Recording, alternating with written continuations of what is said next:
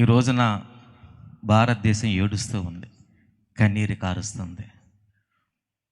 కాశ్మీర్లో పుహల్గమ్ లోయలో మరి టెర్రరిస్ట్ అటాక్లో అనేక మంది చనిపోయి ఉన్నారు. దాని కొరకు కూడా మనం ప్రార్థన చేద్దాం, మన దేశం కొరకు ప్రార్థన చేద్దాం. ఈ పరిస్థితుల్లో మన దేశ నాయకులు నిబ్బర హృదయం కలిగి, పాలకులు మంచి జ్ఞానం కలిగి మరి క్లిష్ట పరిస్థితుల నుంచి మన దేశం బయటపడగలిగేలాగన, మన దేశంలో శాంతి భద్రతలు ఉండగలిగేలాగన, ప్రభువు మన దేశాన్ని రక్షించగలిగేలాగన ప్రార్థన చేస్తూ ఈ గుడి కొరకు కూడా ప్రార్థన చేద్దాం. మన దేశం కొరకు ఎంతమంది ప్రార్థన చేద్దాం? దేవునికి స్తోత్రం. Modiji, thousands of people, we are praying for you.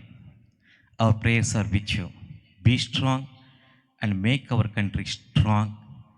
Eliminate the enemies entirely. We are with you. ప్రార్థన చేద్దాం. అత్యంత ప్రియమైన పరలోకపు తండ్రి, ప్రభా, వేల సంవత్సరాల క్రితం నైనా నువ్వు ప్రేమించి నీ పరిశుద్ధ గ్రంథంలో వ్రాయబడిన భారతదేశపు పేరునైనా, ఆ దేశం కొరకు నీ పవిత్రమైన గ్రంథంలో నువ్వు రాసిన ప్రేమించిన ఆ పవిత్రమైన దేశం భారతదేశం కొరకు ప్రార్థన చేస్తున్నా. ప్రభా, మా దేశం బాధతో కన్నీరుతో ఉంది నాయనా.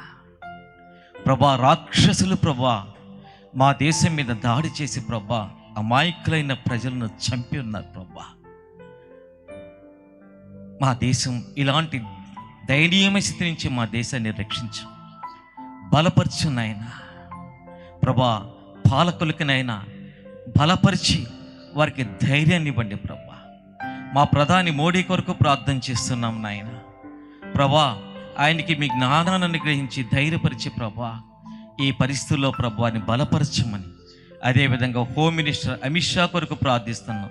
మీ జ్ఞానం చూపున ప్రభా వారు ప్రభు ఈ దేశాన్ని రక్షించగలిగినట్లు ప్రభా వారిని బలపరచండి. ప్రభా, మా కోసం ప్రభా సరిహద్దుల్లో పోరాడుతున్న సైనికుల కొరకు ప్రార్థన చేస్తున్నాం. ప్రభా నాయన, వారికి రక్షణనివ్వండి.